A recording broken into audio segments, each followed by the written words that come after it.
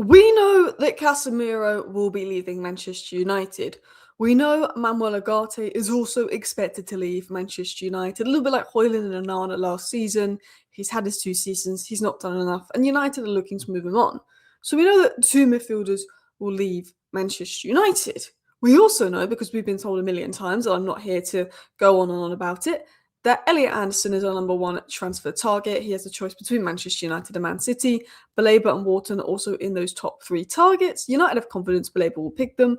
Wharton we're a bit unsure about, but Wharton is probably more of an 8 than a 6. Now, Manchester United, they're likely to be in Europe next season. We don't know for sure. We might not qualify for Europe, but we're likely to be in Europe, hopefully Champions League. Now, Manchester United want to sign 2 big midfielders because Casemiro is leaving and Ugarte set to go. Okay, perfect. Baleba, Anderson come in, and Ugarte and Casemiro come out, and I would say that's quite good business. But we're going to be in Europe next season if all goes to plan, and we don't have that much depth. We cannot have Maino, Baleba, and Anderson. Let's say we did get Anderson and Baleba. I don't actually think we're going to get Anderson, but we'll talk about that another day. Let's say we do have Baleba, Maino, and Anderson. Yeah, that's 3 players to fill those 2 deeper roles. This is assuming Bruno Fernandes stays. Bruno Fernandes has a 56 million release clause. He might not stay at Manchester United. Mason Mount, the backup to Bruno, is incredibly injury prone. You've got Mason Mount and Bruno for the 10. Cunha could also play in the 10. United are expected to sign a left winger. We're going to talk about left wing news in a second, so Cunha can be back up for the 10. You've got Maino in the 8, and you've got Anderson, Baleba sort of as the 6s. Okay, assuming we get Anderson and Baleba. That is not enough. I'm sorry, and people might say, what do you mean? Like, if we got Anderson and Baleba, that would be insane. It would be insane if we got Anderson, Baleba, and a left winger. Don't get me wrong.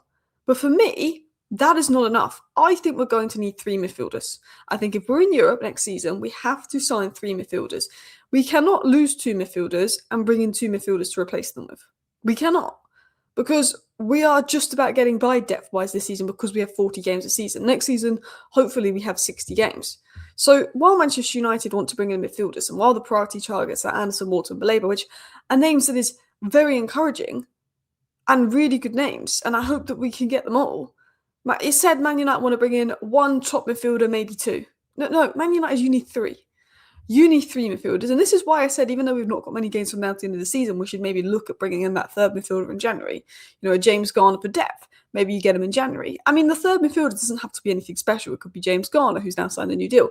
It could be Sander Berge of Fulham. It could be João Gomez of Wolves. You know, it doesn't have to be someone special. It's just got to be someone that's going to fill that Ugarte role. Because the way I see it is, let's say Anderson, Maino, and Bruno is our midfield 3 next season, and that is incredible.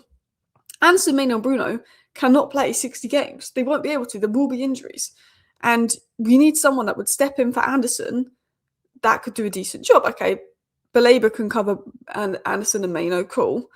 But we also need that other name that's going to step in. And that name doesn't have to be special. It just needs to be someone better than the guy. Sander Berge, João Gomez. We could even look at someone young, like a Keys Smith, because if you look at Anderson and Baleba, they're more 6s than 8s, whereas a Keys Smith is more of an 8. You know, Christoph Muzakitos is more of an 8. Maybe Man United look at a Smith or a Muzakitos. It doesn't have to be a Sander Berge or a João Gomez or a Prem-proven player.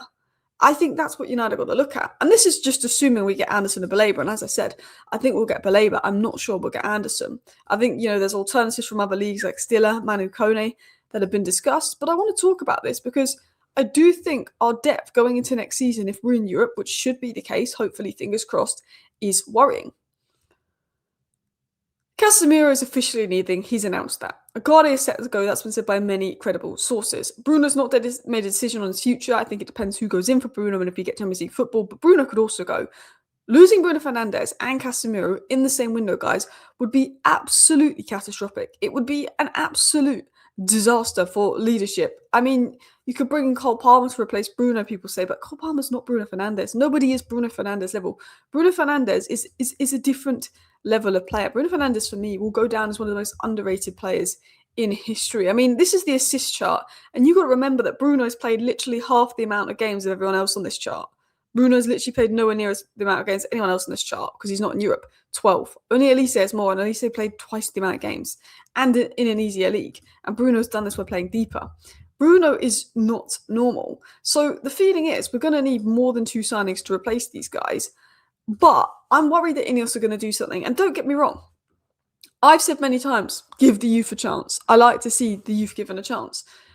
Don't get me wrong, but we cannot go into a season going, if we don't have enough depth, Jim Thwaites or Seko Kone will do the job next year.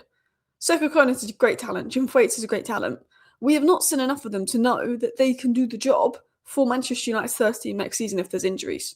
You know, Kobbie Mainoo was a bit less of a risk because Kobbie Mainoo was balling out in pre-season. He got that injury. He came back. He went and did a job.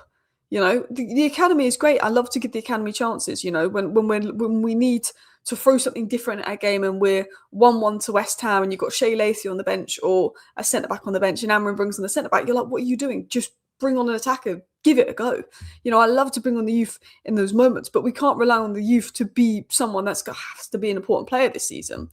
And my fear is that Manchester United will basically look to save money by going, you know what, we'll bring in 2 midfielders and then Seko Kone can be that third.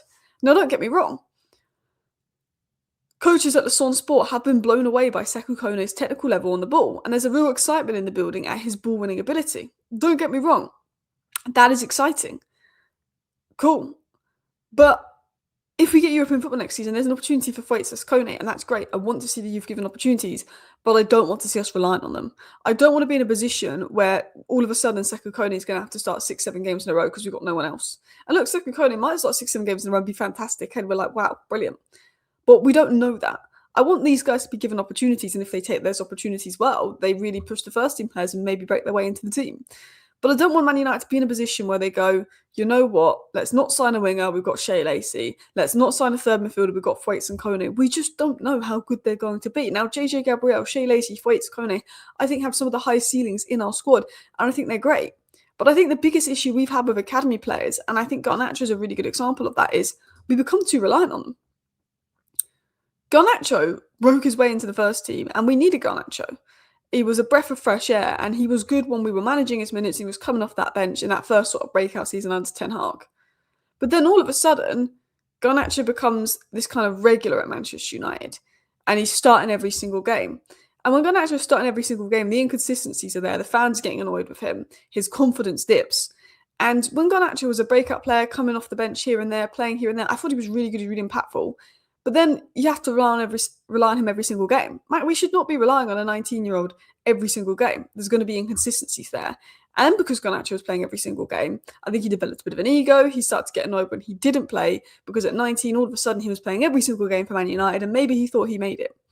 I think had we had a very good first team squad and Garnacho was being moulded in, he'd probably still be with the team now, probably sitting on the bench, coming off the bench here and there, slowly breaking into the first team, probably less of an ego, less drops. Now, don't get me wrong, I'm quite glad that we've got rid of Garnacho now. But what I'm saying is we don't want to be in a position where we have to put an 18, 19-year-old to play every week. I want the youth to get opportunities, but I don't want it to be this whole, oh, okay, we need them every week. We need to rely on them. We need to have a good, stable first team that has good depth, that when the youth get opportunities, it's a really stable environment for them to come into, and they will get the odd opportunity here and there, but we're not reliant on them to be the saviour and put that much pressure on a young player. Like, I like the youth we have, Seko Kone, Jim Thwaites in midfield, but I look at Manchester United, and let's say next season our 10s are Mount and Bruno, our 8s are Kobbie and Muzakitas, and our 6s are Baleba and Anderson, and we know that Baleba and Anderson could also play as an 8 if need be. I'm happy with those 6 options. But if we don't get a Muzakitas, we've got 3 options for those 2 deeper roles, unless we decide to turn Mason Mount into a deeper player, which I think is a bit late to do that. And he also can't stay fit. Then we'd be looking at a Seko Kone and Jim Thwaites. And yes, that saves Man United money. But I'd rather just go, you know what, we've got a lot of games, 25 million on Sander Berge, 25 million on James Garner, just someone there for depth, or a Muzakitas, or someone young, someone, you know, that's what I'd rather Manchester United do.